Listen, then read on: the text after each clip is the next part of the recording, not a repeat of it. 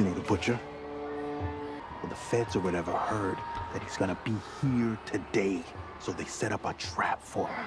What are we about to go see? We're gonna go see a movie about, follow me.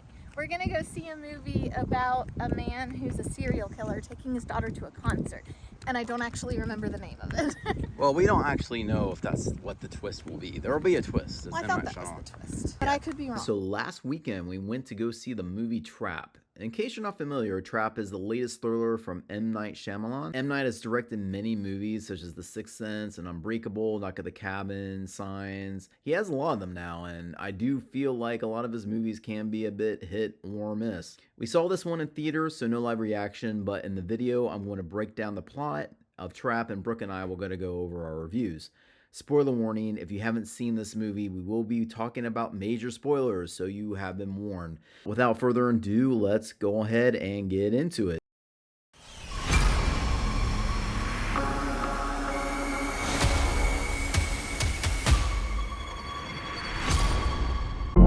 Ladies and gentlemen, put your hands together for Lady Raven.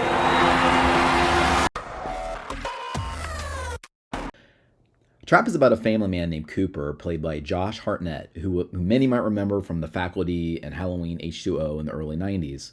Side note, I was late getting this popcorn in the enormous line, but Brooke did fill me in on what I missed in the very beginning. They open up on the dad and the daughter. Cooper is the dad, Riley is the daughter. They're driving to the concert, and they don't have any conversation in the car. It's just all Riley singing along with the music playing. She's like, maybe I'll be a singer. And her dad's like, yeah, maybe. As a reward for his teenage daughter Riley's good grades, portrayed by Ariel Donahue, he takes her to her favorite pop singer, Lady Raven. Lady Raven, by the way, is also played by M. Night's daughter, Salika. And according to IMDB, Salika has been on the soundtrack of two of her dad's previous projects, and this is her first major acting role. And they're just going in and getting their seats, and they stop to get a pretzel. So then he says, I gotta go to the bathroom real quick, so I'll be right back. What Riley doesn't know is that the father is secretly the notorious serial killer known as the Butcher.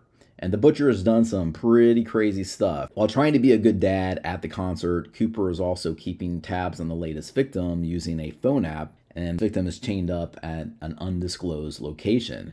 Cooper shows him how well he is at playing the fun-loving dad who often jokes about being at a concert meant for teenage girls while also shifting back to the clever psychopath.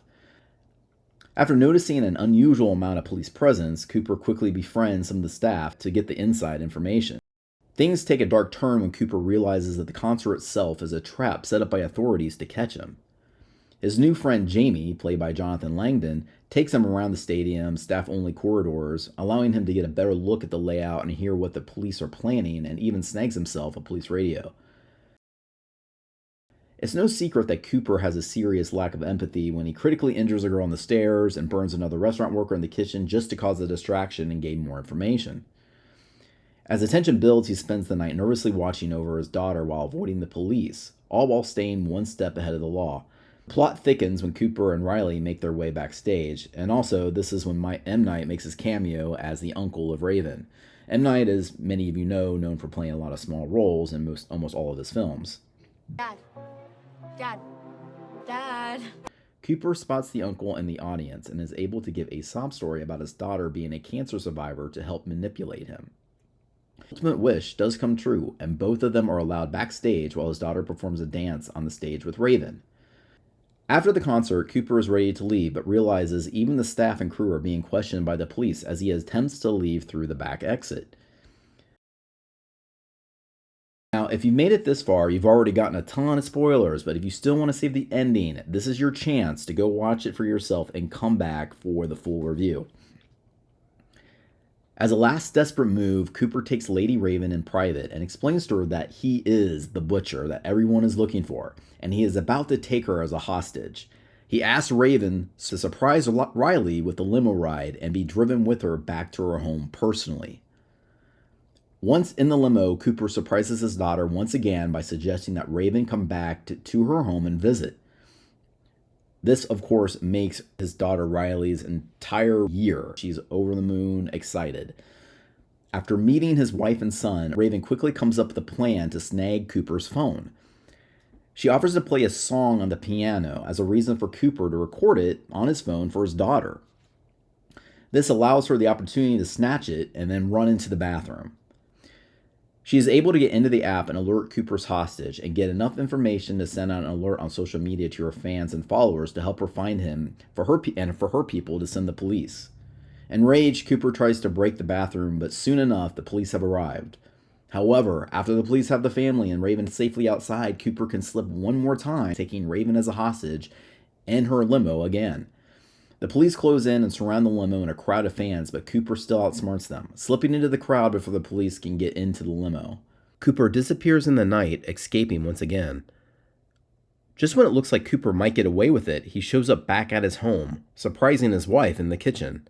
Cooper makes it very clear that this is not a social visit and he's about to make her his next victim. And knowing her time is running out, she convinces him to sit down and eat her special dessert first. She turns the tables on him. She poisons Cooper with some pie, and he soon is captured and psychologically tormented by an FBI profiler played by Haley Mills, who has been on his trail. In a chilling final moment, Cooper shares a heartfelt goodbye with his daughter before being placed in a police car.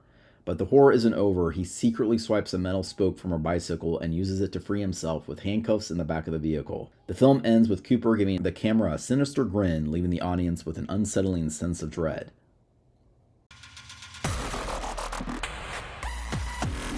At the end of the day, what did we think of the movie Trap? What did you like it? I liked it. So a lot of people might ask, what's the twist? They're expecting a twist based on previous movies. But I don't think it really had a twist necessarily.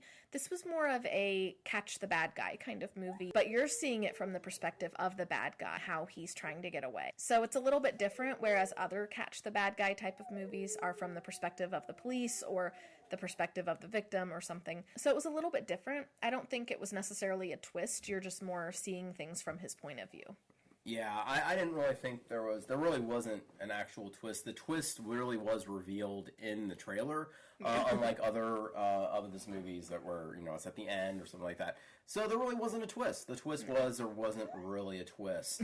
I think a lot of people going into this assumed there would be, and that was sort of intriguing on what this could be, because I saw a little bit of the, some of the hype and some of the other trailers with the comments, people making predictions on what it could be. And honestly, there's no twist, and I think that could be very disappointing for some people. I didn't find it disappointing that there wasn't a twist. I found it entertaining, but at the same time, I was left a little underwhelmed, I think, overall with the movie. Well, you had a good idea for a twist about where he's really, he's the one that caught the butcher. He's not the butcher, but he caught the butcher. The theory going into it was that he was actually not the killer, but he actually caught the killer. I thought maybe that might be good. So the man that you see in the trailer on his baby monitor camera is really, he's got the killer trapped in his basement or something, and he's, gonna get his justice on the killer. I didn't think that was necessarily an amazing twist, but I thought it was just a thought, maybe an idea of a concept that maybe that it could be it. Like he was an angry, a parent of one of the victims or something like that. That would be a good idea. Mm-hmm. So I had an idea for a twist too. Maybe it could be where he's not the butcher, it's actually his daughter. I know that sounds crazy. What if his daughter was out doing things, and so all the time he's actually trying to cover for his daughter and make sure she's not caught? So that sounds goofy, I know, but it's an idea. So those are a couple ideas for how it could have gone. It didn't. But I liked the way that it panned out in the movie. I mean, I liked it. I did like the fact that it kept you in that concert. I thought that was really interesting, that you were able to kind of follow him through you felt like you were in a concert, which was kind of neat. I found out that the singer in the movie is actually the director's daughter. But I actually didn't know that it was his daughter until after the movie when I was reading about it. And then I was like, oh, that's interesting. She did not stand out as I only got the part because of who my dad is. She was genuinely good, I thought. In my opinion, it appeared like she got it on her own merit. I mean, she did a really good job. I did have the thought that maybe M. Night Shyamalan thought, my daughter's a singer. What can I do to feature her? So, I know. Why not just make a whole movie about a concert? So, yeah, he could have done that. And honestly, and that's fine. I mean, it works. And I thought everybody was really good. What did you think about the acting of everyone else? Yeah, I thought the daughter, I thought overall was pretty good. Yeah, the dad, I think he was able to go back and forth between being this, loving dad into a believable psychopath, I thought. What are the negatives on this? There were several moments where you kind of feel like it didn't need to go there. So, first of all, he's really concerned about all the police around. And I get why, because he doesn't know what they know. They might have a lot more information than he realizes.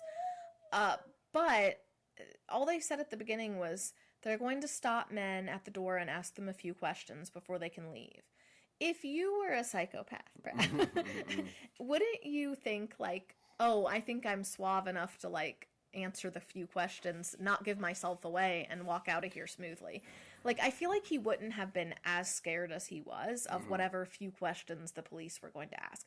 Because if it was just him, I get being nervous. They were asking every man in the arena because they didn't know who it was. They're like, we know the serial killer's here, but we don't know which man. We're going to stop every man and ask. So I think a serial killer would probably be like, I'm going to blow by this really easily. I'm just going to answer the questions. I'll act really smooth. They'll believe me and I'll leave. I could see the serial killer faltering a little bit if it's just them that's being singled out, because then they worry, oh, they are onto me. They know it's me. I feel like he got too nervous for what he should have. I agree with that point. I was a little confused on why he felt like it was so hard to get out. From what I could tell, they didn't recognize him. And there were times he confronted the police. He just walked through the police to get coffee at that one point. No problem. He went up to the roof after burning that girl. He went up to the roof and just had a conversation with them, no problem. Yeah. They obviously don't recognize him. Now, maybe he was afraid of that profile or the main lead detective that was following the case. Because he wanted to know what the questions were. Yeah, he wanted to be, I think that's what he was trying to do, and maybe he abandoned that idea like a little too quickly, because I think he could have navigated. I think he went quickly to, I'm going to take you as a hostage. That would have been the absolute last resort. I don't even know if he would have gone there anyway, in real life. It was a little extreme. That was a little extreme. And I know you need to end the movie, but you need to move ahead. I really felt like them questioning. He would have gone through that. I don't see. Yeah, because one of the things they said was, we think he drives a dark colored car.